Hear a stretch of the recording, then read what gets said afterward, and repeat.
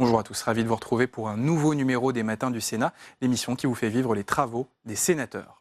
Le projet de loi spécial Gilets jaunes a été présenté par le gouvernement hier matin et une course contre la montre parlementaire a commencé. Ce texte doit être adopté par le Parlement d'ici à vendredi soir, avant la fin de la session parlementaire. Hier après-midi, la ministre des Solidarités et de la Santé, Agnès Buzyn, et la ministre du Travail, Muriel Pénicaud, ont donc présenté aux sénateurs les mesures d'urgence de ce texte pour le pouvoir d'achat. Et parmi ces mesures, l'annulation de la hausse de la CSG pour les retraités gagnant moins de 2 000 €. Les heures supplémentaires seront exonérées d'impôts et de cotisations sociales. Les entreprises pourront verser également une prime exceptionnelle de fin d'année de 1 000 € sans payer d'impôts. Et enfin, le 4e article de ce projet de loi, la hausse de 100 € des revenus des salariés touchant le SMIC. Tout de suite, l'audition d'Agnès Buzyn et de Muriel Pénicaud. La première mesure concerne la prime exceptionnelle. Il s'agit de donner la possibilité aux entreprises de verser une prime exceptionnelle jusqu'à 1 000 € net exonérés de toute charge sociale et d'impôt sur le revenu pour les salariés rémunérés jusqu'à 3 SMIC bruts par mois. La prime devra être versée avant le 31 mars 2019. L'incitation est puissante puisque par rapport à ce qui a prévalu précédemment, c'est la première fois qu'une prime exceptionnelle prévoit qu'il n'y ait zéro charge patronale, zéro charge salariale, zéro impôt, y compris CSG et CRDS. En clair, si une entreprise donne une prime de 500 €, elle coûte 500 € l'entreprise et le salarié reçoit 500 € net. La deuxième mesure, article 2, permet à tous les salariés et les fonctionnaires qui réalisent des heures supplémentaires de ne plus payer ni cotisation salariale ni impôt sur le revenu. Et ceci à concurrence d'une rémunération annuelle nette au titre des heures supplémentaires de 5 000 €. Cette mesure entrera en vigueur, si elle est votée, à compter du 1er janvier 2019. Comme vous le savez, une mesure était déjà prévue dans le projet de loi de financement de la sécurité sociale pour 2019, mais elle est avancée dans le temps, au 1er janvier, et par ailleurs élargie quant à son périmètre, car elle ne concerne plus simplement les cotisations salariales, mais également l'impôt sur le revenu. Le gain de pouvoir d'achat dépend de la rémunération et du niveau d'imposition des salariés, mais à titre d'exemple, la mesure permettra un gain de pouvoir d'achat annuel d'environ 500 €, 235 pour le volet social, 265 pour le volet fiscal, pour un salarié qui réalise en moyenne 2 heures supplémentaires par semaine et rémunéré 1 500 € net. Les 2 heures supplémentaires étant la moyenne des heures supplémentaires constatées. Bien, la troisième mesure concerne la hausse de la CSG pour les pensionnés. Vous le savez, la hausse de la CSG intervenue en janvier 2018 a été perçue de façon injuste et souvent difficile à supporter pour les personnes retraitées, même s'il faut le rappeler, nous avions pour les 40% des retraités les plus modestes épargné évidemment cette hausse de la CSG. Dans le projet de loi que nous vous proposons, nous rétablissons à compter du 1er janvier 2019 le taux de CSG à 6,6% pour la moitié des retraités qui avaient supporté la hausse de la CSG de 1,7 point l'année dernière. Ce sont donc 3,8 millions de foyers, soit 5 millions de retraités qui vont concrètement bénéficier de cette disposition. Pour vous donner un exemple, pour un retraité qui aujourd'hui perçoit une retraite avant cotisation sociale de 1 600 € et sans autre revenu par ailleurs, ce sera un gain de pouvoir d'achat de 325 € pour l'année. Avec cette mesure, donc, seuls 30% maintenant des retraités et des foyers fiscaux avec un retraité auront un taux de CSG de 8,3% et 70% ne seront plus touchés par la hausse de la CSG. Compte tenu des délais nécessaires pour modifier les systèmes d'information, la baisse du taux de CSG ne pourra pas être appliquée pour le 1er janvier, mais le trop prélevé à partir du 1er janvier donnera lieu à un remboursement dès la mise en place de la réforme et sans doute pour le mois de mai prochain. Même si le projet de loi mentionne la date butoir du 1er juillet, je dirais que nous mettons tout en œuvre pour obtenir ce remboursement au mois de mai, voire peut-être même au mois d'avril. Le 4e article concerne la prime d'activité et même si le projet de loi n'en traite qu'indirectement à l'article 4 via un rapport que le gouvernement remettra au Parlement, je souhaite vous expliquer quel a été notre choix et pourquoi ce choix sur la prime d'activité afin de s'assurer que les personnes qui touchent aujourd'hui le SMIC pourraient voir leur revenu augmenter de 100 €. La prime d'activité existe depuis le 1er janvier 2016. Elle est bien connue, elle a fait ses preuves. Son taux de recours actuel, au bout de 2 ans, est de 80%, ce qui est assez remarquable pour une prestation quérable. Et c'est notamment grâce au fait que 90% des demandes se font en ligne. Beaucoup de jeunes, beaucoup de femmes en situation de monoparentalité en bénéficient et elle a notamment permis de faire reculer le taux de pauvreté dans notre pays et elle a fait reculer également les trappes à inactivité. Elle est vraiment ciblée sur les foyers modestes entre 0,5 et 1,2 SMIC actuellement, et bien mieux que ce que faisait l'ancienne prime pour l'emploi. Donc la décision que nous avons prise, c'est d'élargir l'assiette des bénéficiaires de cette prime d'activité pour aller au-delà de 1,2 SMIC et élargir également le plafond de ressources du foyer de façon à ce que plus de personnes puissent en bénéficier. Donc nous avons fait un choix qui est le suivant, c'est le bonus individuel de la prime d'activité qui va être augmenté de 90 €. Je vous rappelle que dans le PLFSS, nous avions acté 30 € d'augmentation, donc nous passons à 90 €. Cela permet concrètement de toucher tous les travailleurs rémunérés au SMIC ou un peu plus, qui vivent au sein de foyers modestes, qui vivent autour du SMIC. Nous avons évidemment sciemment décidé de ne pas verser ces 100 € du budget de l'État pour des salariés au SMIC, mais qui vivent dans des foyers appartenant aux 3 derniers déciles, c'est-à-dire touchant plus de 5 000 € de revenus par mois, sachant que ça représente près de 1,2 million de salariés au SMIC aujourd'hui, dont 300 000 qui vivent dans des foyers au-delà de 10 000 € par mois. Il nous semblait que ça n'était pas une mesure de justice sociale et donc nous avons préféré passer par la prime d'activité en élargissant le nombre de familles bénéficiaires.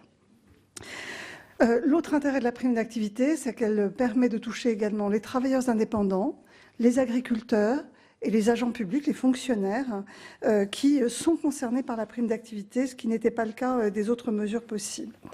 Donc, avec l'augmentation légale du SMIC qui vient d'être signée par Madame la ministre et qui est prévue le 1er janvier 2019, et avec les 90 € de prime d'activité supplémentaire, cela fera au total 100 € de revenus supplémentaires perçus dès le 5 février prochain pour ceux qui touchent d'ores et déjà la prime d'activité, sans qu'il n'ait aucune formalité supplémentaire à faire. Cela représente 5,6 millions de personnes aujourd'hui, 2,8 millions de foyers. Concrètement, la mesure qui élargit l'assiette et le plafond permettant le point de sortie de la prime d'activité sera pris par décret.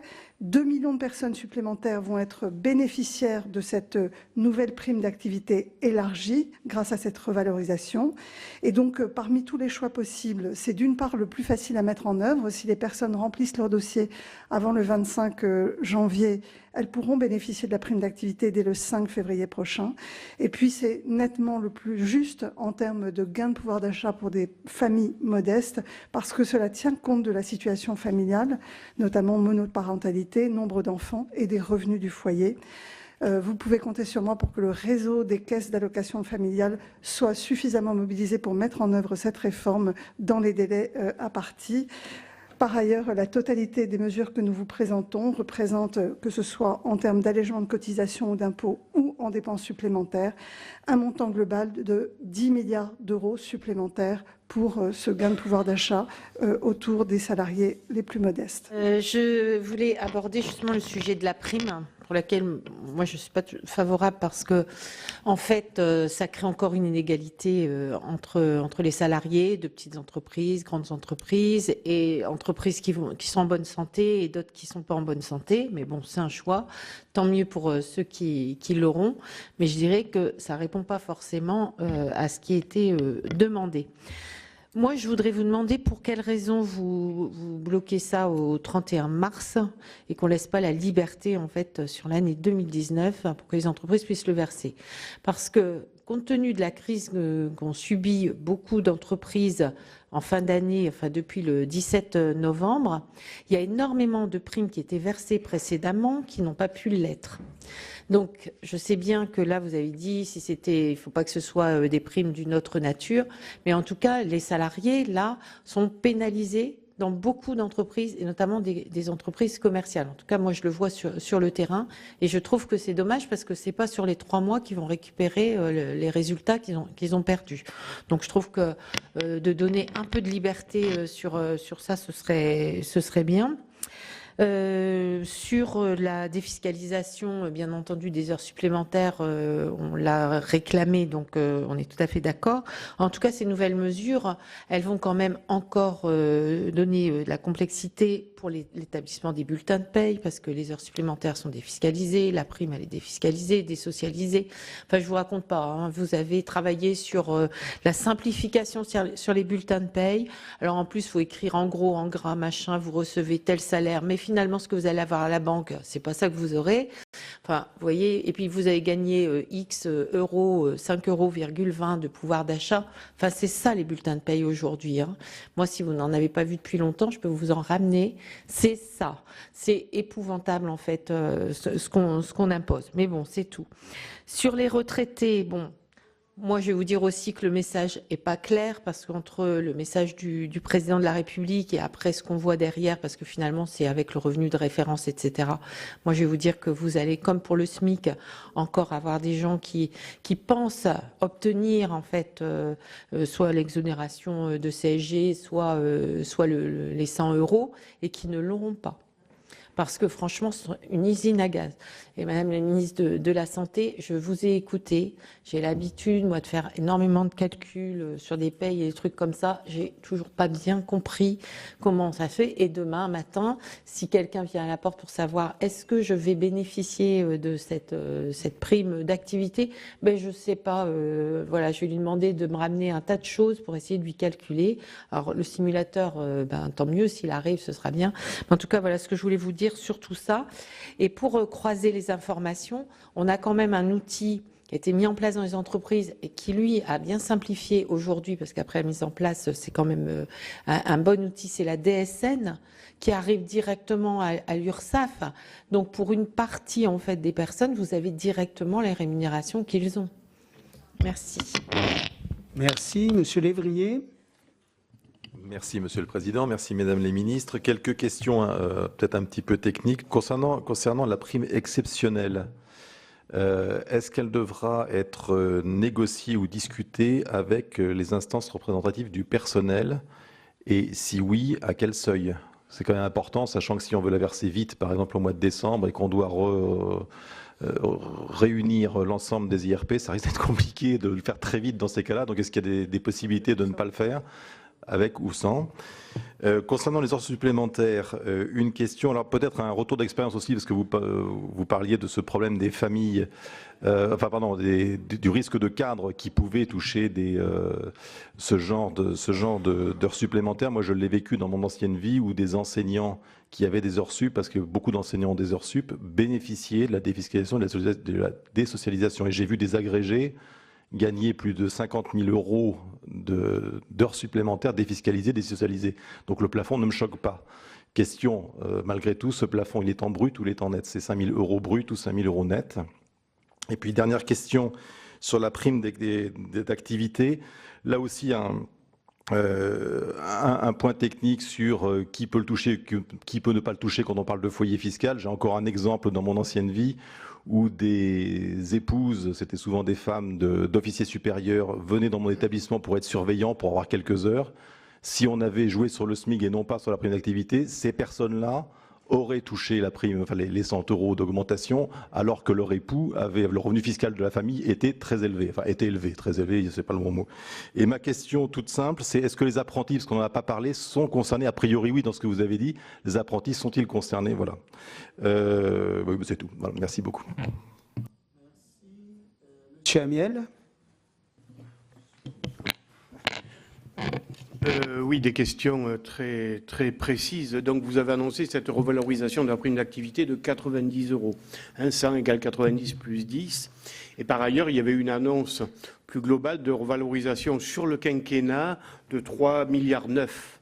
Alors, je voudrais savoir si cette revalorisation est incluse, fait partie de ces 3,9 milliards, ou si c'est une mesure nouvelle. Ma deuxième question, on a parlé de chiffres en macro et ça a un peu fusé dans tous les sens. Est-ce que vous pouvez nous donner aussi précisément que possible le coût de l'augmentation de la prime d'activité, coût global, hein, de l'augmentation de la prime d'activité et le coût du changement de plancher de la CSG? Et troisième question, plus générale celle-là, avez-vous déjà, d'ores et déjà, des pistes de recettes en matière de recettes, compte tenu que, bon, la croissance sera plus basse que prévu cette année. Jean-Marie a évoqué la question des compensations de la sécurité sociale issues de la loi Veil de 93. Bref, est-ce que vous pouvez nous donner quelques pistes en matière de recettes? Très bien. Une dernière question, madame. Avant-dernière. Madame Lubin. Là, oui. Merci, Monsieur le Président. Mesdames les ministres, bon, juste une chose quand même que nous ne pouvons pas ne pas faire remarquer, c'est que entre ce qui est finalement proposé et les annonces du Président de la République, il y a un delta qui est extrêmement important. Tous les messies, tous les salariés ont entendu quand même le Président de la République dire très solennellement que le SMIC allait augmenter, certes sans qu'il n'en coûte rien aux employeurs. Donc pour ceux qui connaissent un petit peu, on a tout de suite compris qu'il y avait un loup.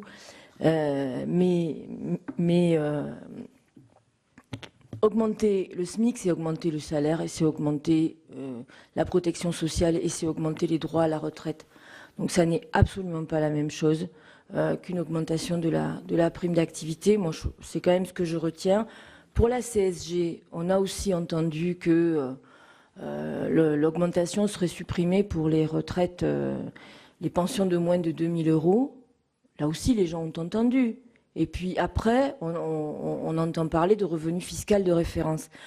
Moi, je veux bien qu'on nous cite des exemples de couples, de ménages qui ont plus de 5 000, voire de 10 000 € par mois. Mais une fois de plus, moi, je trouve que ce sont des droits qui sont acquis à des salariés qui ont travaillé, puisqu'ils concernent leur pension de retraite. Donc, je ne comprends pas très bien pourquoi, tout d'un coup, on affilie ça en quelque sorte à un revenu fiscal de référence, d'autant que qui, une fois de plus, va être concerné. Et moi, j'ai déjà reçu des remarques, et je suis sûre que d'autres parlementaires en ont reçu, ce sont les femmes. Ce sont les femmes qui nous disent « Ben oui, ben voilà, parce que moi, j'ai un conjoint qui gagne plus que moi. Ben oui, ben voilà, donc moi, forcément, ma pension de retraite... » Et je m'excuse auprès de mon collègue, M. Lévrier, mais... L'exemple que vous avez cité, bien sûr qu'il existe, mais c'est franchement un peu caricatural, quoi. Moi, je vous le dis, hein, c'est l'exemple type de madame qui va prendre quelques heures pour s'occuper, parce que son mari a un revenu important, donc elle va juste s'occuper un petit peu. Bon, et puis du coup, non. Je crois que là, quand même, il faut être un peu sérieux, il faut se garder de ce genre, parce que c'est toujours, au final, les femmes qui en font les frais, puisque dans ce pays, et j'imagine dans bien d'autres, et peut-être même que la France n'est pas la pire à ce niveau-là, les femmes gagnent encore bien moins que leur conjoint. Et je terminerai en vous disant que si au final, il s'avère nécessaire de soutenir le pouvoir d'achat des salariés par autre chose que des augmentations de salaire, c'est-à-dire par des aides, dont on remarque notamment qu'il y a peut-être des soucis par rapport au recours et ainsi de suite, je vous invite à regarder, à étudier avec beaucoup d'attention une PPL qui arrivera à l'Assemblée nationale au mois de janvier, qui consistera à vous proposer d'expérimenter un revenu de base.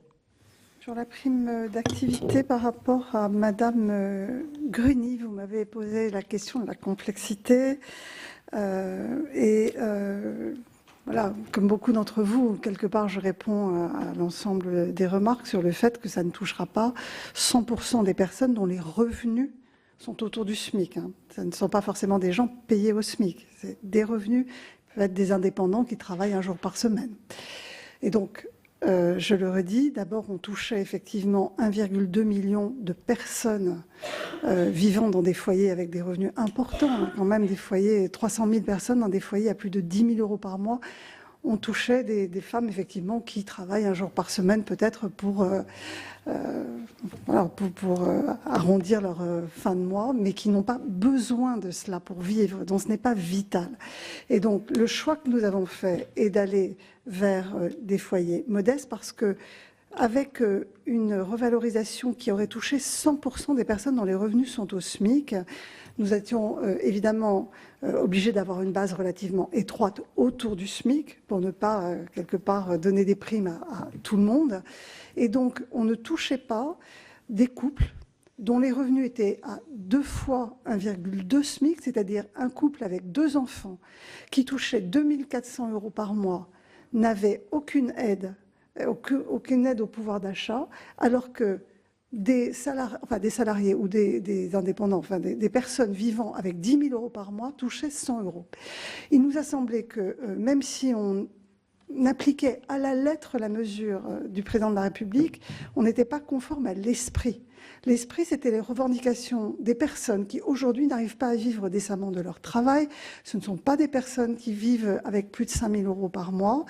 Ça n'est pas vrai. Et donc, nous avons souhaité que l'ensemble des mesures que nous portons s'adressent à ces salariés modestes qui, aujourd'hui, sont autour des ronds-points, qui ont des difficultés à finir leur fin de mois.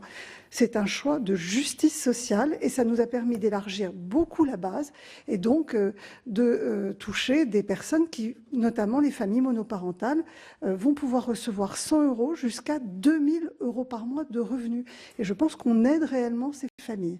Donc je pense qu'il faut assumer le fait que nous ne touchons pas 100% des personnes qui ont des revenus autour de 1 200 € par mois, mais que nous touchons prioritairement des gens qui gagnent entre 1 000 et 2 000 € par mois et qui ont des difficultés à finir leur fin de mois, quel que soit aujourd'hui leur mode de rémunération en plus, puisque nous touchons les indépendants, les agriculteurs, les fonctionnaires, qui peuvent en avoir besoin également. Et les étudiants, je crois que la question m'a été posée tout à l'heure, je crois que c'est vous, Martin, sur la question des apprentis, donc sur les étudiants. Je cherche la phrase exacte.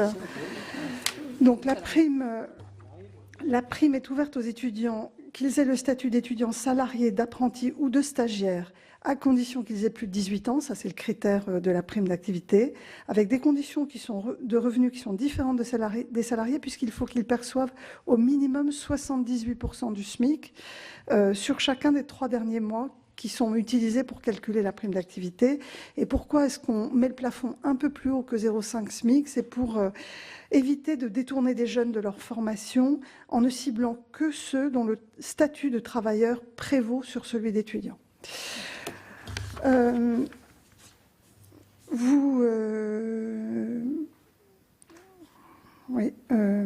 Vous avez posé la question, Martin Lévrier, de l'augmentation du SMIC et du SMIC horaire qui aurait pu être l'autre formule. Donc je pense que nous sommes tous d'accord pour dire que cette augmentation du coût du travail aurait aggravé évidemment le chômage, et donc nous avons fait un choix qui était que l'État s'engage à compléter les salaires des personnes qui sont rémunérées au SMIC.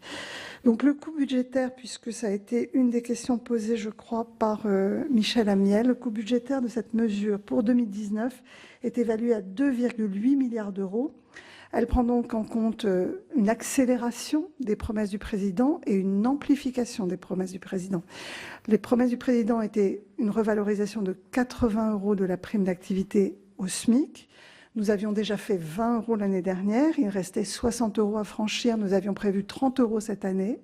Donc là, à la place des 30 €, nous faisons 90 € d'un coup. Donc nous allons bien au-delà de la promesse présidentielle, mais nous élargissons également le plafond l'assiette des bénéficiaires, et donc nous touchons 2 millions de personnes supplémentaires par rapport à ce qui était prévu. Le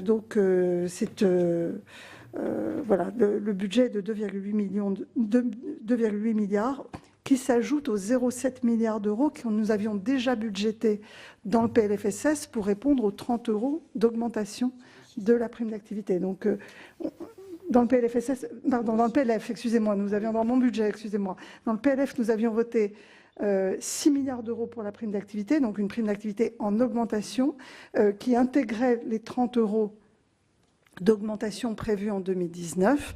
Et donc, nous augmentons évidemment ce budget de 2,8 milliards, donc de 2,1 milliards, donc 700 millions déjà intégrés, plus 2,1 milliards pour couvrir les 90 euros prévus du bonus individuel. Le coût du changement de plafond de plancher pour la CSG, on l'a quelque part, excusez-moi. Non, je ne l'ai pas. Voilà, c'est là. Excusez-moi, c'est un ordre de grandeur de 15... Non.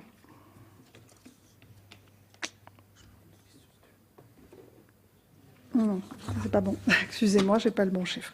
Je vais vous le trouver, je vais vous répondre. Pardon ? 1,5 milliard pour DCG. Oui, mais je pense que c'est 1,5 milliard, mais j'ai pas ici la bonne... voilà. Oui, ça doit être 1,5 milliard. Voilà. Et dans les recettes, Muriel, tu as voilà. Pardon.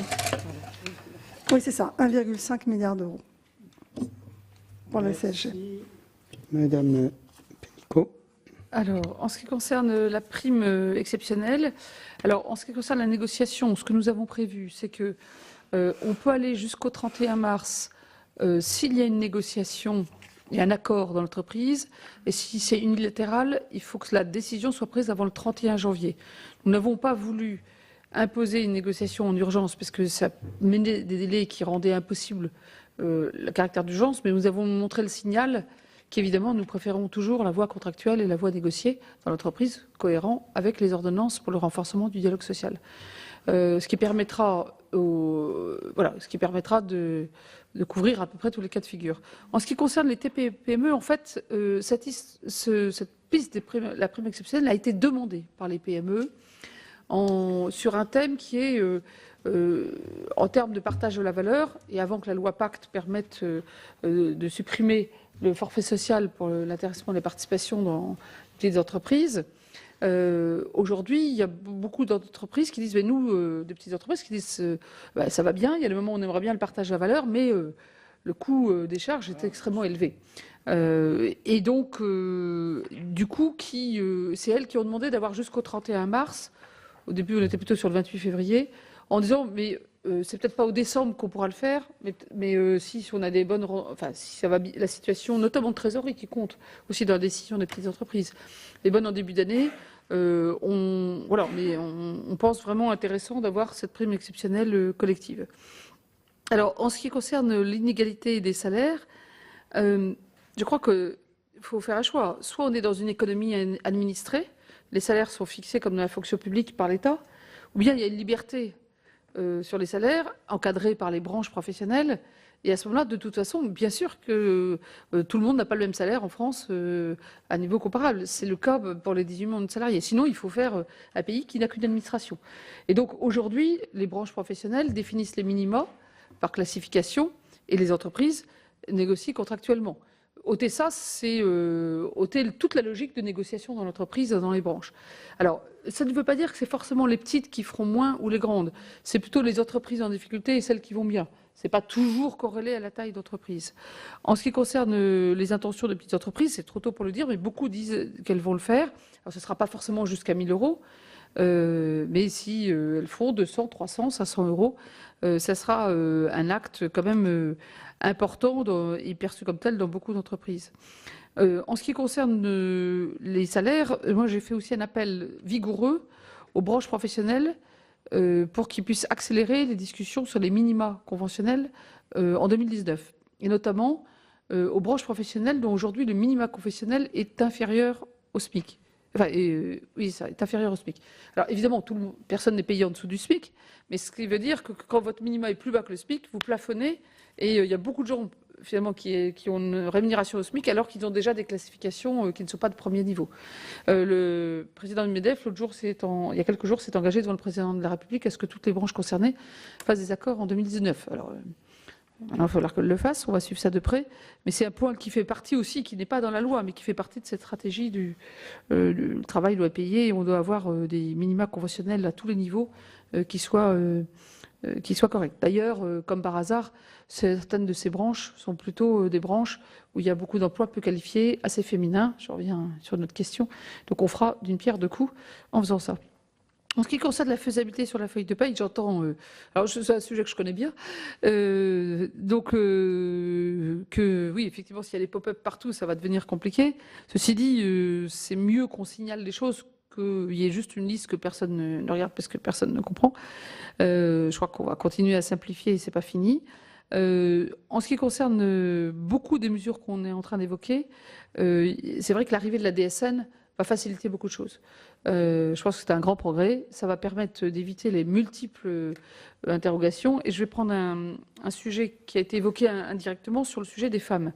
Je crois que, au-delà du sujet qu'on traite à travers la prime d'activité, c'est-à-dire les revenus des familles, personnes seules, quand on dit famille, c'est aussi bien personnes seules, famille monoparentale ou couple avec enfants.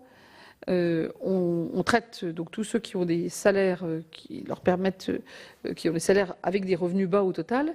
Mais je crois qu'il y a aussi ce qu'on fait dans la loi égalité professionnelle, qui est beaucoup plus massif sur l'égalité des salaires hommes et femmes, parce que là, ça traite au cœur le sujet structurellement. Vous avez voté ce texte le 1er août dernier, il a été promulgué le 5 septembre, et le 22 novembre, ça n'a pas fait la une des journaux parce qu'il y avait d'autres actualités, mais avec les partenaires sociaux, nous avons fait une concertation, ils ont fait énormément de propositions, ça a été extrêmement constructif, et nous avons convergé sur l'index qui va permettre, dès le début de l'année 2019, de mesurer dans toutes les entreprises comment on mesure cette égalité homme-femme. Voilà, je connais une ministre qui a été très impliquée sur ce sujet, qui je pense, pourra saluer ce qui va être fait. L'index va être possible de façon simple parce que la plupart des données sont dans la DSN, ce qui va le rendre applicable même dans les entreprises de 100 salariés. Je reboucle avec votre question. Sinon, ça aurait été considéré comme trop compliqué. Et il y aura 5 critères. Un premier qui est égalité des salaires hommes-femmes à travail égal. Vous savez qu'il y a 9% d'écart encore. Le deuxième critère qui sera l'égalité des chances de promotion pour les femmes par rapport aux promotions des hommes. Troisième critère qui est l'égalité des chances d'augmentation de rémunération par rapport à celle des hommes. Le quatrième, c'est le respect intégral pour l'ensemble des femmes de l'augmentation de rémunération au retour de congé de maternité conformément à la loi qui existe déjà. Et le cinquième, c'est la part des femmes dans les 10 plus hautes rémunérations.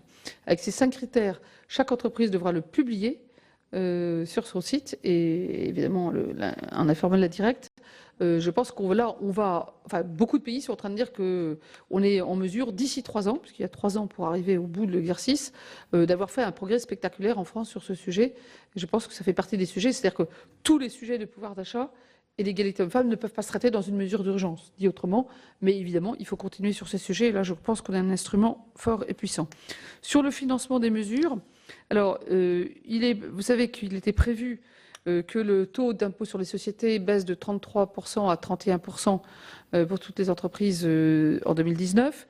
Donc nous retardons pour les plus grandes, les 1000 plus grandes entreprises qui ont plus de 250 millions de chiffre d'affaires, le passage de 33 à 31% sera en 2020 et non pas en 2019. Donc c'est un effort qu'on demande aux plus grandes entreprises.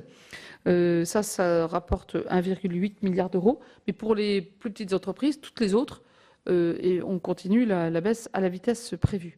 Le deuxième sujet, c'est les GAFA, les entreprises du numérique, qui ne payent quasiment pas d'impôts en France aujourd'hui. Vous savez que Bruno Le Maire et au nom de la France s'est beaucoup bataillé au plan européen qu'on ait une régulation là-dessus, on l'a obtenu, mais sans attendre les dispositions européennes. On prend des mesures pour la France et des mesures qui devraient permettre de récupérer 500 millions d'euros dès l'année prochaine sur les GAFA en termes d'imposition. Le troisième, c'est la révision de la niche, dite niche Copé, pour l'histoire, et qui rapporte 200 millions d'euros. Les autres mesures aujourd'hui ne sont pas détaillées. Pourquoi ? Parce que nous avons prévu, donc, en estimant les 10 milliards d'euros, que le déficit passerait à 3,2%. Mais je rappelle que dedans, on a les 20 milliards de CICE qui n'existent plus en 2020, puisque c'est la dernière année que le CICE existe. Donc ce qui nous fait mécaniquement redescendre en dessous de 3% l'année d'après. Donc on sera une année au-dessus, comme vous le savez, c'est pas la même chose que c'est pas un déficit structurel du coup. Mais en revanche, il nous a pas semblé pertinent de faire toutes les mesures d'économie là, comme ça, en urgence, sans finalement le temps qu'il y a un vrai temps de débat parlementaire. Au Parlement, et heureusement, on passe des heures pour discuter de quelques centaines de millions d'euros, parfois dizaines de millions d'euros, et c'est justifié, c'est le rôle du Parlement. Et donc faire ces économies dans l'urgence sans avoir le temps d'un vrai débat nous semblait pas pertinent, et donc c'est plutôt dans le PLFR qu'il faudra le faire au printemps. Merci, mais vous n'avez pas répondu à la prime aux agents publics, à la question posée par Madame Ferret. Merci, Monsieur le Président. Je m'en excuse. Alors, la prime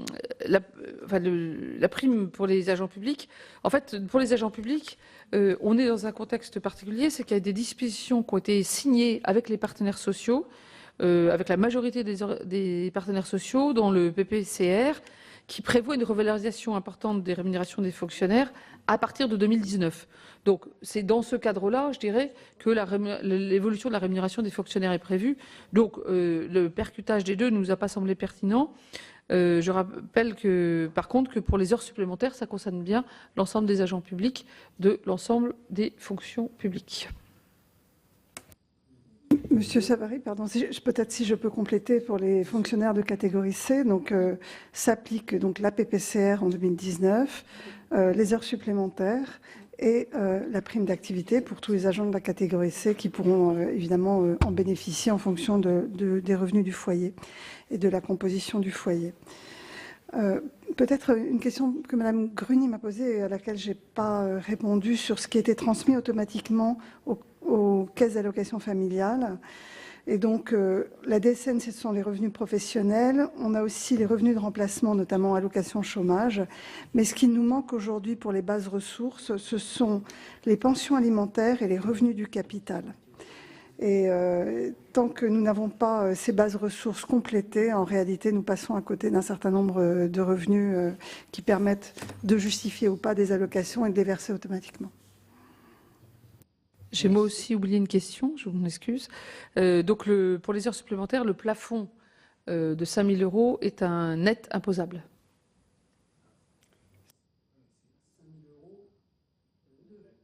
De supplémentaires, pas de l'exonération, d'heures supplémentaires, de gains d'heures supplémentaires, salaire compris.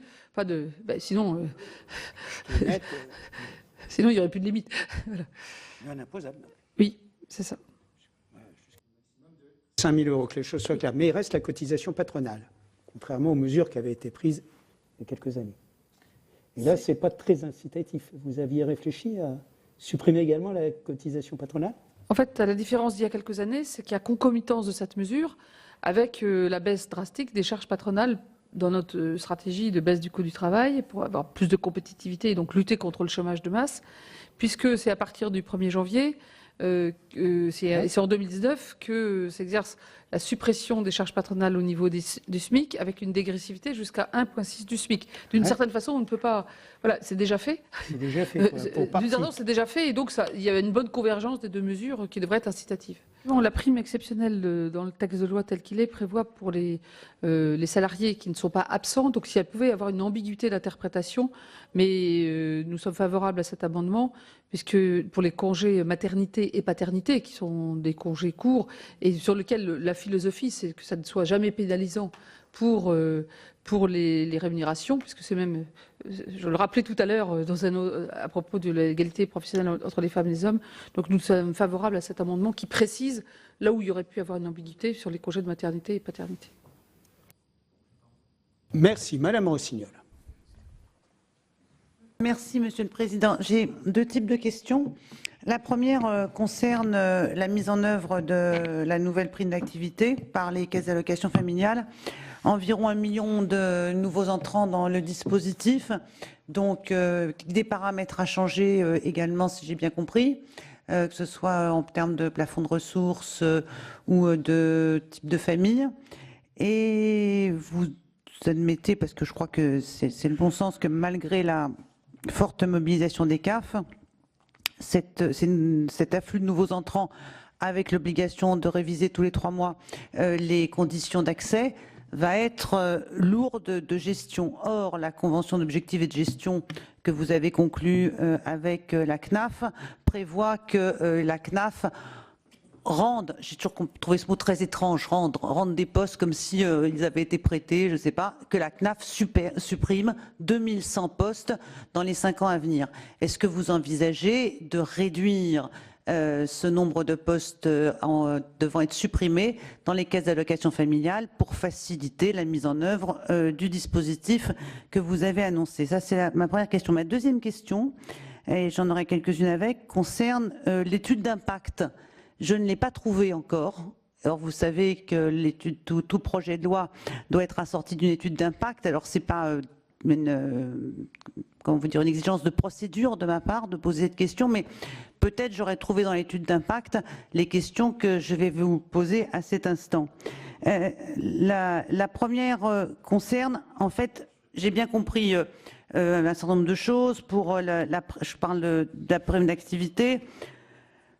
Pour les mères élevant seules des enfants, ça va être 1,9 SMIC. En fait, est-ce que vous pourriez nous dire quel est le plafond de ressources, tout bonnement, pour un célibataire, une famille avec un enfant, 2 enfants, une femme seule, et qu'est-ce qui est inclus dans ce plafond de ressources? Parce que, bon, quand on calcule 1,5 SMIC, 1,7 SMIC, en fonction. Voilà, il y a un plafond de ressources. Aujourd'hui, on le connaît, hein, c'est 1 500 € net pour un célibataire, et les plafonds de ressources sont facilement identifiables. Est-ce que vous avez la même chose à nous donner aujourd'hui pour qu'on puisse répondre au mieux aux questions que nos mandants nous posent et pour valoriser la politique du gouvernement le plus précisément possible? Donc ça, c'était ma première question. Ma deuxième question, mais vous l'avez évoqué, c'est de savoir si les pensions alimentaires vont être prises en compte dans le revenu de référence pour les femmes seules. Ensuite, ça concerne la question des femmes. Alors, moi, je ne partage pas l'idée, elle est cohérente avec le choix que vous avez fait. Vous avez fait le choix de ne pas augmenter le SMIC, de ne pas augmenter les salaires, mais de passer par une allocation sociale et la solidarité nationale pour augmenter les revenus des personnes en difficulté, enfin bon, qui ont des revenus insuffisants. Mais je ne partage pas l'idée que les salaires des femmes doivent s'appréhender dans le revenu fiscal de référence. C'est défavorable à l'emploi des femmes. Alors, dès lors qu'effectivement, vous avez choisi la solidarité nationale et une allocation, il est clair que cette allocation, effectivement, elle est soumise à un certain plafond de ressources.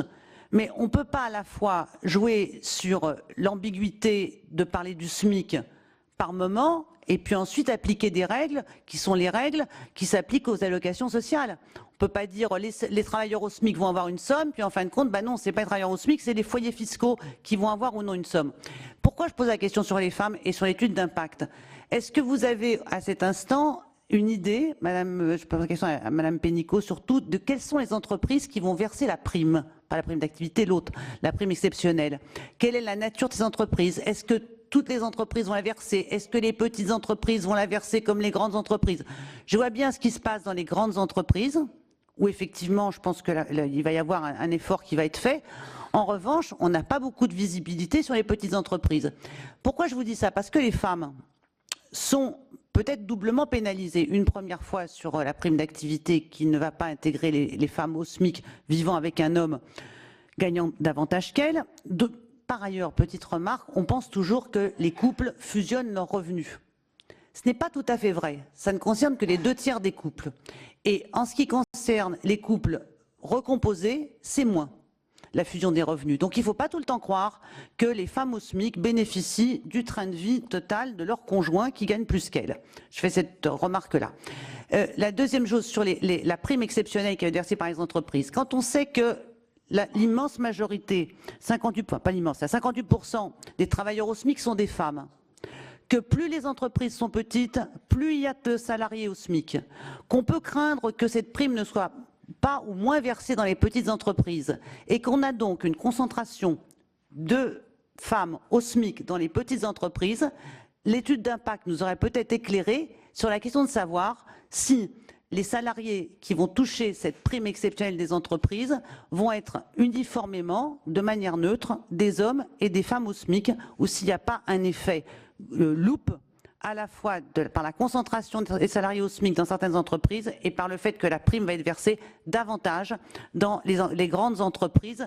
Et par ailleurs, je salue Madame Pénicaud, en effet, les mesures que vous avez prises pour l'égalité professionnelle entre les femmes et les hommes, mais qui ne répondent pas aux questions que je pose là, parce qu'elles vont étudier entreprise par entreprise la question des inégalités salariales.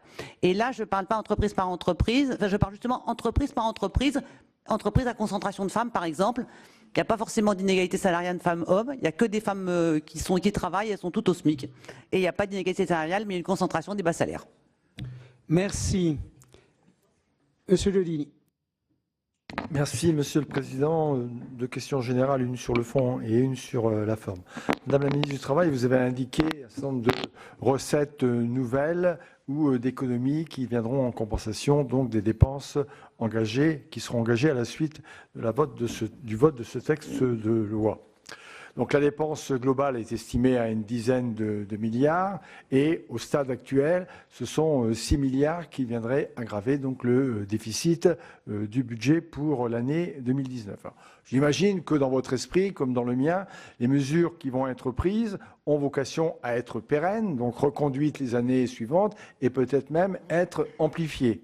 Bon, toute évidence, ces mesures ne pourront pas continuer à peser les années suivantes sur le déficit budgétaire de chaque année. Ne pensez-vous pas, Mesdames les ministres, qu'il y a une contradiction fondamentale entre la nécessité aujourd'hui de répondre à une urgence sociale et ce qu'on pourrait appeler l'entêtement du gouvernement à ne pas vouloir mettre à contribution les revenus qui sont les plus aisés dans notre pays, ceci dans un contexte que nous mesurons bien, qui est de maintenir la compétitivité de nos entreprises. La deuxième question, elle porte sur la forme. Le terme de kafkaïen a été utilisé hier à plusieurs reprises pour qualifier l'ensemble de présentation des mesures. Alors c'est vrai, cela a déjà été dit, c'est 100 €, mais qui deviennent 90 €, mais les 90 €, vous l'avez expliqué, hein, qui deviennent 100 €, pardon, pas 100 €, 100 € sur la fiche de paie, c'est la défiscalisation des heures supplémentaires, mais qui ne profitera pas à tout le monde, c'est en fait la prime de fin d'année, mais qui est laissée au bon vouloir des entreprises, donc qui ne touchera pas non plus toutes les personnes qui pourraient l'espérer, et puis c'est l'exemption de la hausse de CSG pour les retraités, mais que les retraités devront avancer avant d'être remboursés, vous l'avez indiqué tout à l'heure, on l'espère donc au mois de mai. Et puis c'est cette séquence hier après-midi totalement invraisemblable, hein, Mesdames les ministres, où le gouvernement annonce l'annulation d'une mesure ancienne avant que 2 heures plus tard, cette nouvelle annonce soit à nouveau contredite. Alors, les services de Bercy sont connus pour leur précision plutôt chirurgicale lorsqu'il s'agit de prélèvements. Le président de la République a formulé dans son intervention des annonces qui étaient très précises. Comment expliquer ce flou, ces va-et-vient, ces contradictions dans les jours qui précèdent donc l'annonce définitive aujourd'hui? Est-ce que ce contexte ne nuit pas à la crédibilité, à la visibilité des mesures envisagées? Et est-ce qu'il y a de l'impréparation? Est-ce qu'il y a de l'incertitude? Est-ce qu'il y a en fait des contradictions entre les différents éléments du pouvoir exécutif aujourd'hui? Merci, Madame Meunier. Je vais commencer. Excusez-moi. Plus beaucoup de. Excusez-moi. C'était Madame Cohen qui avait levé la main avant. Mille excuses. Oui, il n'y a pas de souci. Moi, je ne veux pas anticiper le débat que nous allons avoir dans l'hémicycle, mais je suis quand même assez étonnée de vous entendre, Mesdames les ministres, dire à juste titre que vous avez été sensible aux revendications qui se sont exprimées dans la rue, fin de mois difficile, donc les choix que vous proposez sont des choix de justice sociale. Mais moi, je regrette une chose, c'est que vous n'ayez pas entendu cette expression dans l'hémicycle.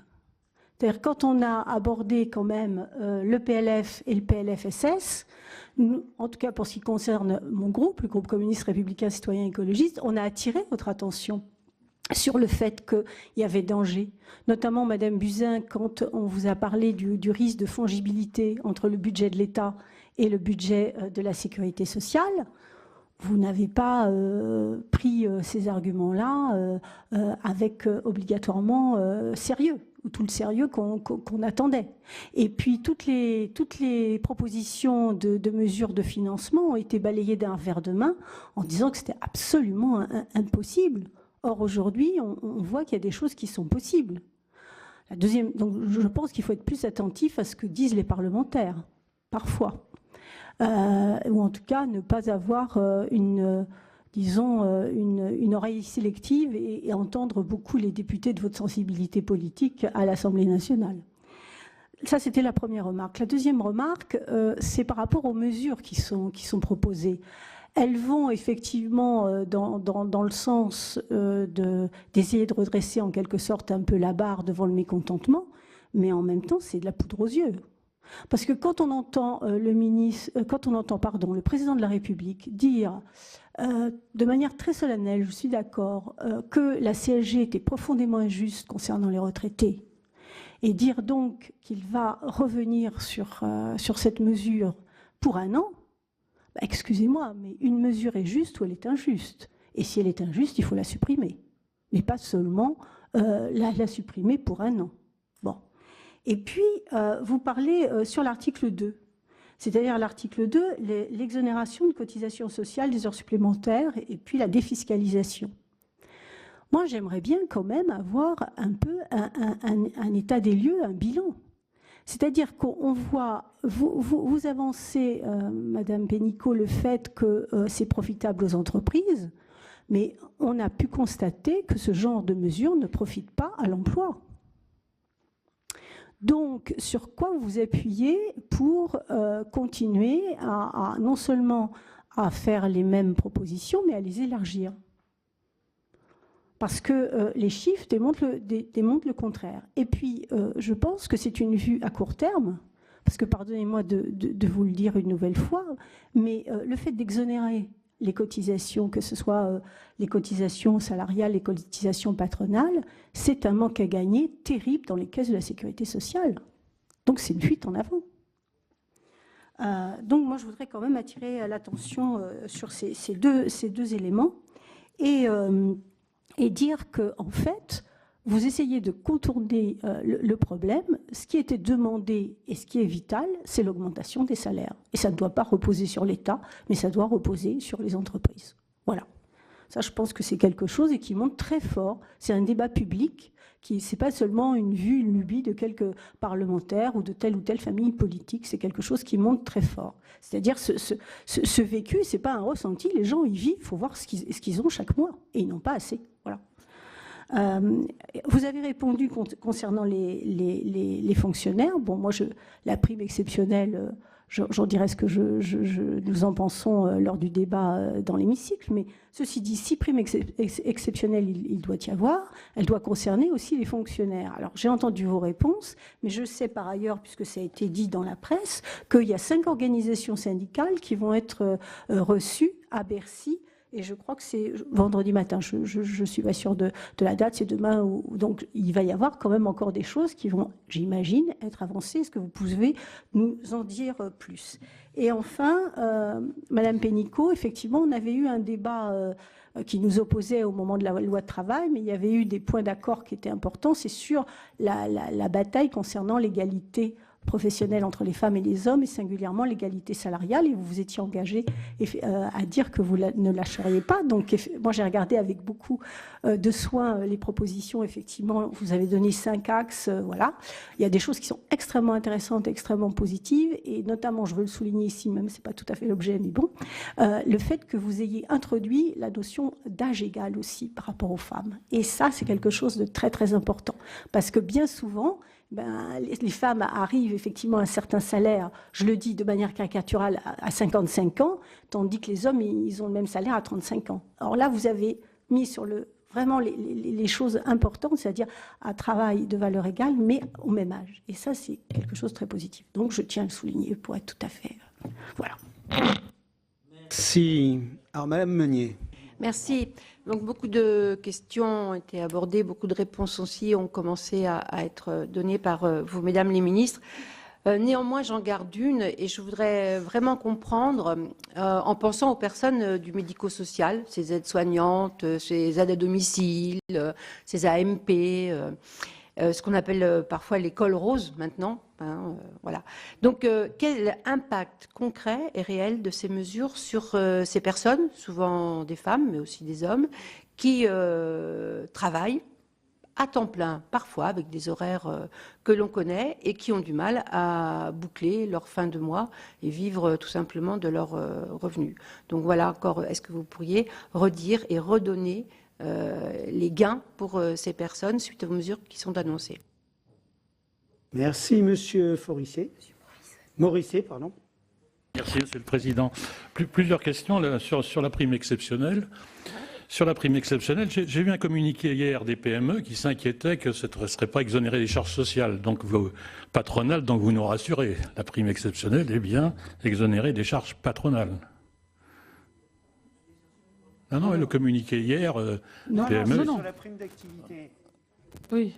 La prime exceptionnelle. La prime exceptionnelle n'a pas de disposition particulière dans la loi, parce que, par ailleurs, nous arrivons en 2019 où on supprime les charges patronales pour les bas salaires. Là, vous parlez de la prime exceptionnelle. La prime exceptionnelle. Pardon, excusez-moi. La prime exceptionnelle, bien sûr, il n'y a pas de charge patronale, excusez-moi. On est bien d'accord, il n'y a pas de charge patronale. Il n'y a pas de raison d'être fatigué, c'est pour répondre aux communiqués des petites entreprises. Les primes exceptionnelles, il n'y a ni charge patronale, ni salariale, ni impôt, ni rien. En fait, c'est simple, il n'y a rien. Et les heures supplémentaires, il n'y a pas d'exonération de charges patronales particulières, sachant que pour les bas salaires, on est dans le cas général qui arrive au 1er janvier. Concernant la prime exceptionnelle, je partage le point de vue de ma collègue tout à l'heure. On aurait dû laisser aux entreprises, après le 31 mars, le soin de verser quand ils le souhaiteraient. Je me mets à la place de nos petites entreprises. Au mois de février-mars, apprenant que l'entreprise voisine a versé, lui, il n'a pas eu le temps de verser pour telle et telle raison, je trouve que le 31 mars, c'est une limite qu'on aurait pu reporter. Et puis je vous poserai une question. L'article 4 prévoit un rapport sur la prime d'activité. Est-ce que vous avez prévu un rapport sur la prime exceptionnelle pour savoir concrètement, effectivement, dans cette opération, quelles sont celles qui ont versé, les territoires? Je pense que ça aurait été intéressant de le savoir. Et concernant ensuite concernant la déduction, concernant les heures supplémentaires, il est dit que la réduction serait fixée par décret, la cotisation d'ISS. Est-ce qu'on peut savoir exactement quelle serait cette réduction?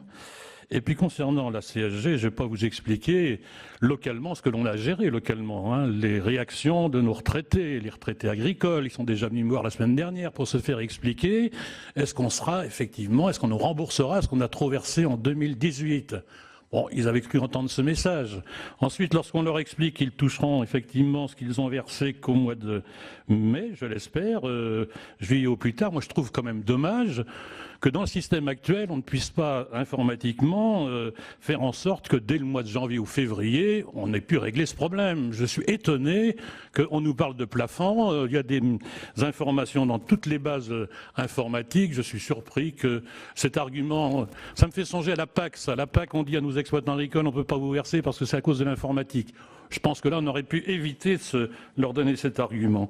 Voilà les quelques questions. Puis je vous dirais, Mesdames les ministres, vous avez un exercice pas facile. Là, je reconnais les contradictions ces derniers jours, mais sachez que localement, nous, on aura un exercice qui n'est pas facile à faire parce que aller expliquer à la feuille de paye que c'est pas 100 €, que c'est 90 €, puis après, il y a eu l'augmentation, effectivement, du SMIC, je pense qu'on aurait pu s'éviter ce genre de choses localement, surtout qu'on rentre dans un débat, paraît-il, où on aurait pu effectivement éviter ce genre d'anomalie dès le départ, dès le mois de janvier, où en plus on aura le prélèvement à la source. Merci. Il reste Madame Fournier. Oui, merci Monsieur le Président, Mesdames les ministres. Mais écoutez, je voulais... Bon, il y a beaucoup de questions qui ont déjà été abordées, donc je vais essayer d'être beaucoup plus brève. Toutefois, je voudrais quand même faire une remarque en introduction. Vous avez dit, Madame la Ministre, reconnaître que cela ne date pas d'aujourd'hui, ces problèmes. Je l'ai bien entendu et je suis tout à fait d'accord avec vous. Ceci étant, nous avons eu des élections et c'était une forme de modification de la politique fondamentale qui était attendue de nos concitoyens et un recours peut-être un peu moins brutal à la pression fiscale et sociale qu'ils avaient l'habitude à laquelle ils avaient l'habitude d'être soumis. Donc je souhaitais quand même le préciser parce que c'était quand même un changement de politique fondamental qu'ils attendaient. Ceci étant, je dois reconnaître le bien fondé des mesures qui sont prises à l'heure actuelle suite aux décisions de Monsieur le Président de la République, même si je peux considérer, sans rentrer dans le débat plus profond, que la démarche est malheureusement un peu tardive. Et je reprendrai à ce propos ce que Madame Cohen a bien voulu rappeler, c'est que le Sénat, par le biais d'amendements sur différents textes, avait bien essayé de transmettre dans le débat parlementaire l'anxiété que nous ressentions chez nos concitoyens et sur le territoire. Donc, je vais simplement poser deux questions qui seront très brèves. La première, donc, pour les heures supplémentaires, j'ai bien compris qu'il n'y avait que les cotisations salariales qui en étaient exonérées, que c'était ouvert aux collectivités territoriales. Par contre, pour la prime exceptionnelle, je voulais savoir s'il y avait la possibilité de l'appliquer pour des salariés qui sont des salariés souvent des femmes. Ce sont ces salariés à domicile qui ont plusieurs employeurs et qui ont souvent un grand besoin de rattraper un pouvoir d'achat parce qu'ils sont effectivement à plus de 0,5 du SMIC et sûrement à moins de 1,2 parce qu'ils ont un travail cumulé qui n'est pas toujours un temps plein. Donc je voulais savoir s'il y avait une possibilité, si c'était prévu dans le texte et si on pouvait donc accorder cette forme de prime exceptionnelle à ce type de salariés qui en avaient besoin. D'autre part, on a bien compris, me semble-t-il, mais c'est une précision que je voudrais avoir, que l'âme de ces mesures, de ces 4 mesures à laquelle vous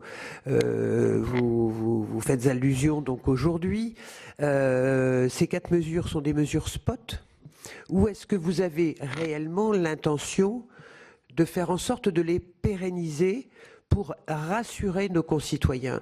Parce que vous savez, je crois qu'il y a une grande perte de confiance et le fait de ne pas annoncer une mesure spot pour 1 an serait peut-être un atout considérable pour calmer les esprits et rassurer déjà dans un premier temps nos concitoyens, puisque comme je le disais, j'estime que la démarche est arrivée un peu tardivement après la contestation du 17 novembre. Voilà, merci.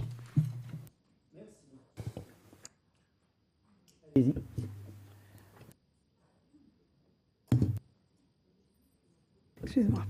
Voilà. Je vais répondre donc à Madame Rossignol d'abord sur le fait que les CAF vont devoir absorber effectivement 1 million de foyers supplémentaires pouvant bénéficier de la prime d'activité. Nous sommes en train d'étudier évidemment avec le directeur général de la CNAF le besoin de redéploiement, déploiement ou diminution effectivement de la courbe ou la tendance de réduction des emplois qui était prévue. Et donc, aujourd'hui, tout cela est à l'étude. Nous avons commencé par caler les mesures avant de caler les conséquences des mesures sur nos différentes caisses. Donc, je pense que la réponse sera claire en début d'année. Vous avez souligné le fait qu'il n'y ait pas d'étude d'impact. Alors, je suis désolée si le Sénat n'a pas eu l'étude d'impact, mais elle est accessible en ligne, notamment sur le site de l'Assemblée nationale. Donc, il y a peut-être eu un petit bug et donc, je vous prie de m'excuser. Voilà, donc normalement, vous devez pouvoir trouver l'étude d'impact. Ensuite, vous avez posé une question qui paraît simple, mais qui nécessite évidemment un peu de temps, qui est à partir de quel plafond de ressources peut-on toucher ou pas la prime d'activité. Comme la prime d'activité dépend du salaire du conjoint et du nombre de personnes dans la famille, je ne peux pas donner un chiffre simple. Et ça ne dépend pas que du salaire du conjoint, ça dépend aussi du salaire que la personne touche elle-même, et donc de l'équilibre entre les 2 salaires.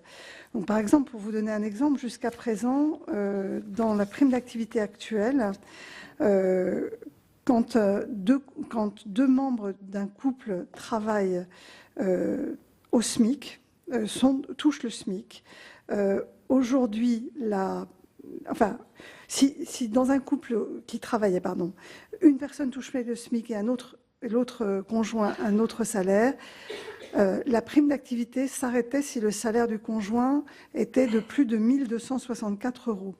Aujourd'hui, avec les mesures paramétriques que nous faisons, cette personne continuera à toucher la prime d'activité de 100 € jusqu'à un salaire du conjoint de 1 716 €. Donc nous avons augmenté le plafond des revenus familiaux de 500 € pour un couple célibataire sans enfant. Donc c'est pour ça qu'il est impératif que les familles aillent sur le simulateur. Peut-être les cas concrets très simples auxquels vous pouvez répondre, c'est que pour un célibataire sans enfant, il touche la prime d'activité à taux plein, c'est-à-dire 90 € plus les 10 € d'augmentation du salaire, jusqu'à 1 565 € aujourd'hui, puis c'est ensuite décroissant jusqu'à 1 806 €. Et pour une femme célibataire avec un enfant, c'est donc à taux plein 90 € plus les 10 jusqu'à 2 000 € de salaire, et c'est décroissant jusqu'à 2 250 à peu près.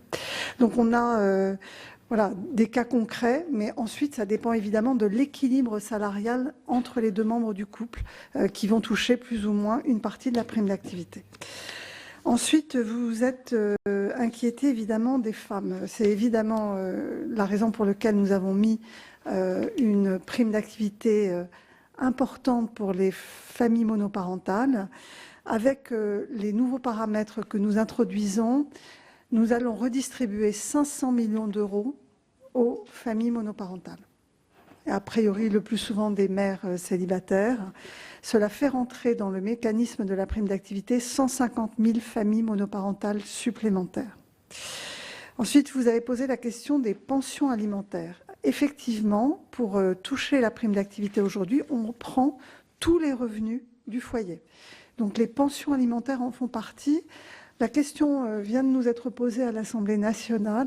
Nous avons réfléchi à voix haute, je dirais, pour exprimer le fait que ce serait peut-être injuste que des familles qui ont une pension alimentaire pour leur enfant touchent exactement la même chose que des familles qui n'en ont pas, puisque la prime d'activité cherche à compenser des revenus insuffisants pour vivre.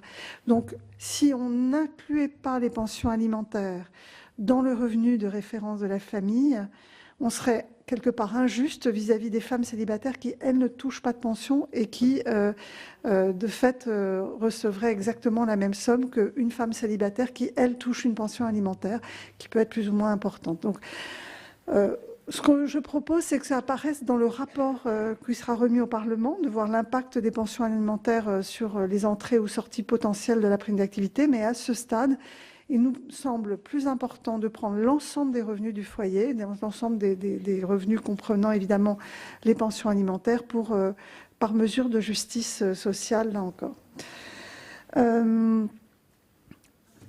Et toujours par rapport aux femmes, je vois cette inquiétude qui dit pourquoi est-ce que des femmes qui touchent le SMIC alors qu'elles sont dans un foyer qui touche énormément d'argent ne pourraient pas bénéficier? En réalité, c'est que ça recouvre non pas des femmes qui sont salariées au SMIC, mais des femmes dont les revenus mensuels sont autour du SMIC. C'est de ça dont on parle, puisque comme nous ne sommes pas sur une revalorisation du SMIC horaire, nous sommes sur un dispositif qui compense un revenu mensuel.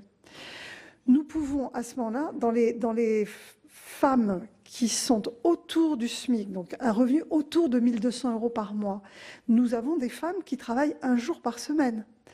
Nous ne sommes pas sur des femmes qui sont au SMIC.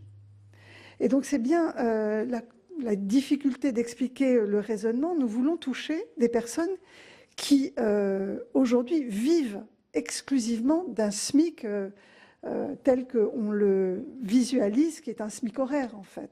C'est la raison pour laquelle la prime d'activité est beaucoup plus juste que tout autre dispositif qui compenserait quelque part un revenu mensuel de 1 200 € qui peut être un revenu artistique ou je ne sais trop quoi, puisque ce sont des indépendants. Donc je pense qu'il faut qu'on soit prudent dans la formulation, notamment quand on dit qu'on touche un peu plus d'une personne sur deux autour du SMIC. Ce ne sont pas des personnes, entre guillemets, qu'on appelle du mot horrible SMICAR. Ce sont des personnes dont le revenu mensuel est autour de 1 200 € par mois. Et donc, ça donne une vision un peu... oui, c'est la raison... Oui, en fait, on va bien au-delà du SMIC. Donc, je crois que la mesure que nous avons prise est juste. Elle permet de toucher des foyers modestes qui ont des difficultés à vivre de leur travail.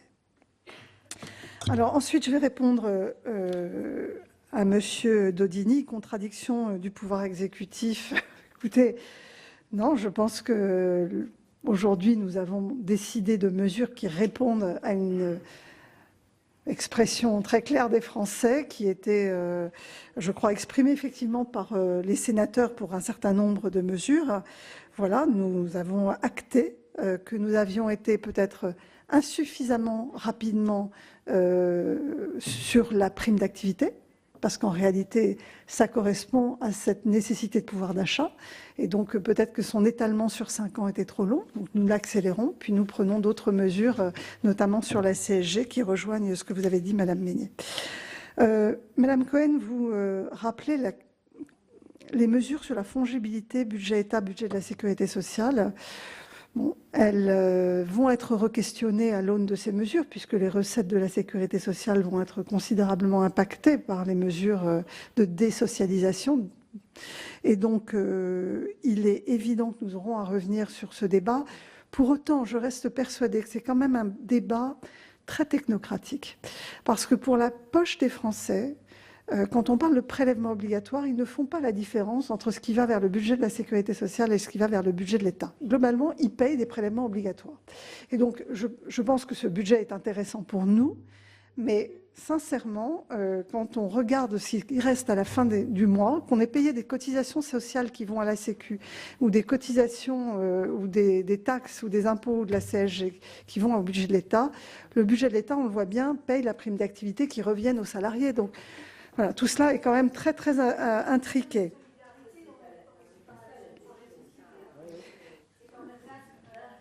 Mais... Alors, attendez. Écoutez, tout le monde... Continuez, madame. Bon. Attends. Continuez. Madame Meignet, vous avez posé la question de toutes les personnes qui sont les personnels d'aide à la personne, en fait, aides-soignantes, ASH, etc. Donc, leur salaire moyen aujourd'hui, c'est ce que j'ai comme chiffre, est autour de 1 400 € net par mois. Si elles sont célibataires, bien entendu, elles touchent la prime d'activité, puisque ça va jusqu'à 1 880 € en point de sortie, en point final. Sinon, ça dépend évidemment de la composition de la famille. Probablement en début de carrière, quand elles touchent moins, elles vont toutes être impactées, puisque cette prime d'activité démarre à 0,5 SMIC. Donc, ça touche essentiellement ces professions-là, sachant que pour toutes les femmes célibataires, notamment, elles touchent en plus, évidemment, de l'allocation de soutien de famille, la partie de la page qui s'adresse à elles, etc.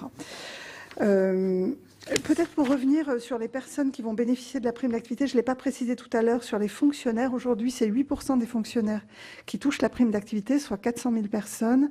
Avec les mesures, on va monter à 12% des fonctionnaires, soit 600 000 personnes. Sur les indépendants, aujourd'hui, ce sont 15% des indépendants qui touchent la prime d'activité, soit plus de 300 000 personnes. Et après la réforme, 18% des indépendants, soit 400 000 personnes. Et pour les agriculteurs, mes chiffres sont un peu moins précis. Ce devrait être autour de 20 000 personnes supplémentaires qui toucheront la prime d'activité. Voilà. Monsieur Morisset, vous avez posé la question du remboursement de la CSG. Ah, il est parti, pardon. Ben, je vais lui répondre quand même. Il n'y aura pas de remboursement de la CSG pour l'année 2018. Pourquoi ça prend autant de temps? Parce que, d'abord, nous créons un troisième taux, un taux de 6,6%. Donc, c'est un peu compliqué à paramétrer. D'autre part, comme la CSG dépend du revenu fiscal de référence, ce revenu fiscal de référence va être donné par la DGFiP à la caisse d'assurance vieillesse, la CNAV, en mars. Et donc, cette caisse n'aura qu'en mars les revenus fiscaux de référence permettant de calculer la baisse de la CSG, d'où le fait qu'il soit très difficile de la mettre en œuvre avant le mois d'avril, puisqu'elle dépend des revenus fiscaux de référence de 2017 des familles, enfin des foyers. Voilà. Je ne vous ai pas répondu, Mme Fournier. Je pars. Pardon ? Ah, les métiers employeurs. Alors, sur la prime exceptionnelle, de précision, oui, les employeurs à domicile vont être concernés, pourront verser une prime. C'est important parce qu'il y a effectivement énormément de femmes qui travaillent de cette forme-là, donc ça fera bien partie du sujet prime exceptionnelle. Alors, pourquoi pas au-delà du 31 mars ? Au départ, on était même parti sur un calendrier un peu plus serré pour bien garder le caractère exceptionnel. C'est à la demande des petites et moyennes entreprises qu'on va jusqu'au 31 mars. Pourquoi il ne faut pas en faire un système qui est ouvert toute l'année ? Parce qu'à ce moment-là, il y a un risque de percuter les NAO, les négociations des salaires, et qu'on ait du transfert de NAO vers la prime exceptionnelle. Ce sera difficile à éviter puisque on aura, voilà. Et puis, d'autre part, ça risque de percuter la mise en œuvre de l'intéressement participation, qui est une forme plus pérenne de partage de la valeur qu'on va encourager à travers la loi Pacte. Une prime exceptionnelle qui dure un an, elle n'est plus exceptionnelle. Et ça voudrait dire qu'on aurait une partie des salaires qui échapperait à toute cotisation, à tout impôt et en gros à tout effort de solidarité qui est par ailleurs nécessaire dans notre République sociale auquel on croit tous. Donc je crois que là on est dans une mesure qui a le bon calibrage en durée. 3 mois, ça permet quand même de s'organiser, de se retourner et de mettre en place la décision, mais ça n'a pas du coup d'effet de bord négatif, soit sur l'augmentation des salaires, soit sur l'intéressement participation. En ce qui concerne la situation des femmes, je crois que c'est un point auquel on est tous et toutes attachés ici. Oui, 58% des personnes rémunérées au SMIC sont des femmes, donc plus que leur propre, alors qu'elles sont 45% à travailler. C'est toujours le même sujet. Hein, elles sont moins payées à travail égal, mais elles ont des métiers moins rémunérés et des carrières plus hachées, et elles en sont plus sanctionnées. Alors, quand vous cumulez tout ça, ça n'est pas étonnant qu'il y ait cet écart. Alors, il faut s'attaquer à tous les sujets, comme j'ai dit. Je ne reviens pas, je me remercie d'avoir salué les avancées que nous faisons sur le sujet, et notamment en tenant compte de l'âge. Et des capacités d'égalité de promotion, parce que à la limite tout le monde pourrait être à travailler salaire égal, mais qu'il n'y ait aucune promotion, que les femmes restent tout en bas de l'échelle, nous n'aurions pas non plus réglé la question. Ceci dit, le sujet est assez éminemment sectoriel, c'est-à-dire qu'on constate que dans les petites entreprises, dans des secteurs industriels, on n'a pas d'écart entre les femmes et les hommes, très peu. Par contre, quelle que soit la taille d'entreprise, mais il y en a beaucoup dans les petites, c'est probablement le secteur médico-social, action sociale, aide aux personnes, qui est un des secteurs les principalement concernés. C'est pas le seul, il y en a d'autres. Mais je pense qu'on ne peut pas avancer si on n'a pas une approche également sectorielle. Et c'est pour ça que on a bien vu d'ailleurs, c'est très intéressant, qu'on a fait tout le travail sur l'égalité homme-femme. On a regardé les classifications de branches. Les classifications de branches sont beaucoup moins précises et offrent beaucoup moins de paliers dans les secteurs qui sont traditionnellement avec des emplois féminins très importants. Donc en fait, l'instrument même des conventions collectives est lui-même un peu déficient. Les partenaires sociaux l'ont reconnu. Donc ça fait partie des sujets de l'année, parce que si on veut faire du vrai structurel et pas juste du ponctuel, il faut vraiment attaquer ce sujet de la classification de branches dans certains secteurs, dont les métiers. Et puis la responsabilisation des entreprises, avec, je rappelle, dans ce qu'on a prévu dans la loi Égalité Pro, s'il y a dans 3 ans, la réussite à cette nouvelle index est trop faible chez les entreprises, la pénalisation pourra être de 1% de la masse salariale chaque année. Comme je dis aux employeurs, plutôt que le donner au Trésor public, pour une fois je ne vais pas défendre le Trésor public, donnez-le aux femmes, ça va résoudre le problème et ça sera beaucoup mieux. Donc il faut aussi attaquer le sujet des branches, là où on sort du sujet ponctuel, mais je crois qu'il faut vraiment s'attaquer à cette raison qui est très structurelle. D'autre part, une des raisons... Et je reviens sur le sujet du SMIC en général. Vous savez qu'un tiers des femmes travaillent à temps partiel et 80% du travail partiel, c'est les femmes. Et ça, dans la génération des salaires bas et des moindres promotions, évidemment, le sujet du temps partiel, parfois choisi, souvent subi. Et quand on dit temps partiel, c'est souvent des métiers où il y a des temps partiels hachés en plus, qui compliquent la vie personnelle en plus. En ce qui concerne le décret qui a été évoqué tout à l'heure,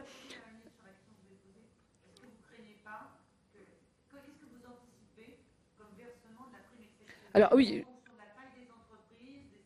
alors bon, c'est aujourd'hui difficile à le dire.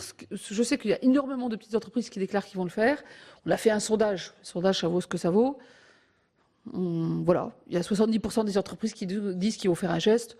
Dans les précédentes primes exceptionnelles qui ont pu exister, qui étaient un peu moins exonérées de tout, mais quand même pas très éloignées, on était à 4 ou 5 millions de salariés concernés, sachant que encore une fois, c'est jusqu'à 3 600 €, enfin jusqu'à 3 SMIC, donc ça ne concerne pas tous les salariés. Donc j'espère qu'on sera au moins à ce niveau-là. C'est plutôt l'état d'esprit des entreprises qui ont salué l'outil dans les entreprises. C'est-à-dire que c'est la mesure qui arrive immédiatement de façon extrêmement simple. Donc elle est quand même pas mal plébiscitée. Il y a une assez forte pression parce que comme les grandes entreprises ont commencé à le publier, ça a mis la pression sur toutes les autres, de fait. Donc, écoutez, on verra, on va le mesurer. On va mesurer combien d'entreprises le font, mais c'est difficile aujourd'hui, à date d'aujourd'hui, de le dire. Alors, je voudrais revenir un instant sur un sujet de fond qui a été évoqué sous plusieurs angles. C'est le sujet SMIC versus prime d'activité et pouvoir d'achat. Je crois que c'est important parce que qu'est-ce qui se passe? D'abord, sur le SMIC, la ministre des Solidarités et de la Santé l'a rappelé, il y a un tiers des personnes qui travaillent au SMIC qui sont dans un ménage qui a plus de 5 000 € de revenus. Alors, on peut tout discuter sur l'autonomie à l'intérieur du couple, enfin, l'ingérence de la puissance publique à l'intérieur d'un couple. Je pense que là, c'est un peu compliqué. Et puis, là, on parle quand même d'un financement de solidarité. Si un couple gagne plus de 5 000 €, est-ce que c'est une priorité de la solidarité, alors que dans la règle actuelle, quand les deux avaient 1,2 du SMIC, ils n'avaient rien. Bon, là, il y a quand même une question de proportionnalité et je dirais de priorité. Et là, pour le coup, de choix politique que nous assumons, nous préférons. Le déclencheur, c'est bien le travail des travailleurs modestes, parce qu'il faut qu'il y en ait au moins un des deux qui ait un salaire modeste pour que ça s'enclenche. Donc on est bien dans cette logique-là. Mais après, ne pas tenir compte, ça serait injuste dans les deux sens, si j'ose dire. Deuxièmement, un point important, c'est le SMIC. Certains disent on n'a qu'à augmenter le SMIC. D'abord, on l'augmente. Je voudrais dire que j'ai signé le décret ce matin sur l'augmentation du SMIC. Donc l'augmentation du SMIC est de 1,5%. C'est quand même plus que toutes les années précédentes. C'est normal, il y a eu un peu plus d'inflation, mais je le signale quand même. Et donc, en un an, enfin en 2 ans, il était à, je vais dire en net, parce que ça parle plus au grand public. Il y a 2 ans, il était à 1153 net par mois. Au 1er janvier 2018, 1174 €. En décembre, il était déjà de 1188 par la suppression des cotisations d'assurance chômage et de maladie. Et là, il passe à 1204 €. Et 1521 brut. Donc, on a quand même une augmentation du SMIC aussi. Et quand je dis le SMIC, c'est 1 600 000 salariés, mais ça a un effet sur les classifications. Donc, il y a un effet de diffusion sur 11 millions de personnes. Donc, en termes de pouvoir d'achat, il y a quand même une partie du chemin qui est faite par le SMIC. Mais ensuite, aller plus loin, là, je crois que c'est une question de responsabilité. C'est pas forcément juste pour les raisons que Agnès Buzyn et moi-même avons expliquées. Puis par ailleurs, on ne va pas. Il faut en permanence, je dirais, lutter contre le chômage de masse en même temps qu'on augmente le pouvoir d'achat. Si vous ne faites que l'un ou que l'autre, vous avez soit le choix des travailleurs pauvres, des mini-jobs, c'est pas le choix qu'on fait. On a quand même le SMIC le plus élevé d'Europe et qui a la dimension la plus dynamique. Je ne suis pas en train de dire qu'on est aisé, qu'on a le SMIC. Si on a que le SMIC, c'est aujourd'hui.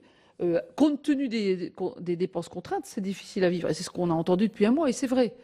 Mais ça dépend beaucoup si on a d'autres revenus. Si on n'a que le salaire, au niveau du SMIC, c'est clair que c'est important. Mais si on augmente le coût, dans un pays où 95% sont des petites entreprises, et où la moitié des salariés sont dans les petites et moyennes entreprises, mais qu'est-ce qui va se passer? Votre petit commerce, votre coiffeur, votre artisan, si on augmente les salaires, soit qui déjà se paye peu, donc à peu de bénéfices, soit il n'arrive plus et il licencie, soit il augmente ses tarifs de tous les services aux personnes et hop, on augmente des dépenses de voisinage, des dépenses contraintes. Donc il faut, je dirais, aussi raisonner macroéconomiquement et macrosocialement, et microsocialement et microéconomiquement en même temps. Mais je crois qu'il faut clairement dire qu'il faut travailler à la fois sur les salaires au sens strict payés par l'employeur, sur les revenus des ménages les plus modestes, des personnes qui travaillent, et ça c'est la prime d'activité, et sur les dépenses contraintes, puisqu'il faut aussi, il y a aussi certains prix qui doivent être régulés ou contrôlés. Et en termes de pouvoir d'achat, une chose importante à savoir, c'est que le pouvoir d'achat global en France, il a augmenté depuis 10 ans, il augmente. Sauf que le pouvoir d'achat par ménage a diminué. Donc le ressenti de nos concitoyens est vrai. Et pourquoi elle a diminué? Principalement, la cause principale, c'est la taille des ménages qui a diminué.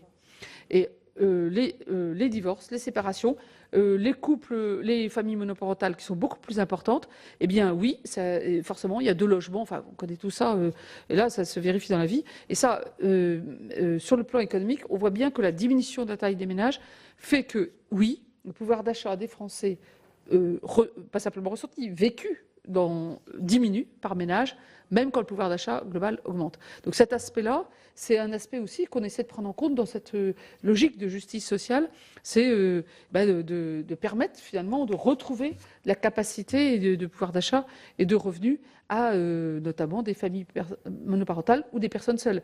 Dans la prime d'activité aujourd'hui, la moitié sont des personnes seules, femmes ou hommes, et un quart à peu près, je parle sous le contrôle d'Agnès Buzyn, sont des familles monoparentales. 22%. Voilà, 22%. Donc, en fait, les 3/4 sont des personnes seules ou familles monoparentales. On voit bien que ça a un effet direct. Donc, je suis un peu longue sur le sujet, mais je crois qu'il faut prendre en compte ça pour faire quelque chose qui part bien du travail, qui encourage et soutient ceux qui travaillent, à travers le SMIC d'une part et la prime d'activité, mais qui en même temps ne détruit pas de l'emploi. Et je rappelle que les demandeurs d'emploi sont plus pauvres que les salariés. Donc on va transférer sur du chômage, qui est entre guillemets moins rémunéré que le travail, et c'est logique. Et inversement, qui ne serait pas juste, puisqu'on élargirait à certains qui en ont moins besoin. Et par contre, ça éliminerait, comme aujourd'hui, la prime d'activité aujourd'hui élimine des gens qui sont juste au-dessus du SMIC et qui, honnêtement, n'ont que ça comme revenu et ont du mal à vivre. Et honnêtement, voilà. Donc, alors, après, moi, je pense qu'on a plusieurs manières de le dire de façon la plus simple possible. Je crois qu'une des manières de dire, c'est que pour tous ceux, 100% des personnes qui n'ont que leur salaire comme revenu, pour une personne seule, jusqu'à 1 550 €, elle aura plus 100 € entre le SMIC et la prime d'activité. Donc, de pouvoir d'achat, concrètement. Pour une personne qui est seule avec un enfant, c'est jusqu'à 2 000 € que ces 100 € s'appliquent. Pour un couple, c'est jusqu'à 2 400 €, et un couple avec 2 enfants, c'est jusqu'à 3 000 €. Donc, tous ceux qui n'ont que leur salaire comme revenu, et là, je parle que du 100 €, je n'ai pas parlé de ce qu'a évoqué Agnès Buzyn, en plus le point de sortie qui est plus loin. Donc je crois que là, on essaie de relier vraiment la valorisation du travail, le fait qu'on puisse vivre dignement de son travail, et aussi la justice sociale. Dernier point sur la pérennisation des mesures. Il y a 3 mesures qui, par nature, ne sont pas ponctuelles. C'est la prime d'activité, les heures supplémentaires et la CSG. La mesure exceptionnelle, c'est la prime exceptionnelle, qui par vocation à être exceptionnelle. Vous avez pu suivre l'audition des ministres Agnès Buzyn et Muriel Pénicaud sur ce projet de loi spécial Gilets jaunes. Les 2 ministres ont précisé aux sénateurs les mesures sociales d'urgence de ce texte. Une partie des salariés au SMIC verront le revenu augmenter de 100 €. Cela concerne les salariés qui touchent la prime d'activité. Cette prime augmentera de 90 €. Le salaire minimum sera lui revalorisé de 10 €, ce qui fait 100 € au total. Et au final, toutes les mesures accordées aux Gilets jaunes vont coûter 10 milliards d'euros. Il faut donc trouver des financements. Et la ministre du Travail a annoncé qu'il y aura un budget rectificatif au printemps prochain. Après ces éditions, place à l'examen au Parlement. L'Assemblée nationale examine le texte aujourd'hui. Le Sénat devrait l'adopter vendredi soir. Et vous pourrez suivre les débats du Sénat sur ce projet de loi Gilets jaunes vendredi après-midi en direct sur Public Sénat.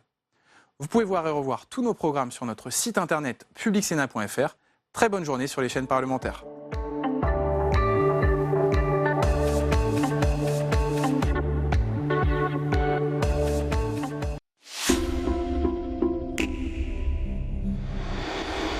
Demain, dans Territoire d'Info, Pierre Moscovici, commissaire européen aux affaires économiques et monétaires, sera l'invité de Public Sénat et de la presse quotidienne régionale.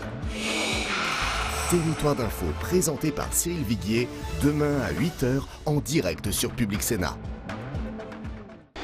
Un seul mot sur Twitter, merci aux forces de l'ordre. Lorsque le président de retour du G20 découvre des dégâts ce dimanche 2 décembre et 48 heures plus tard, c'est son Premier ministre qui annonce le moratoire de 6 mois sur les taxes.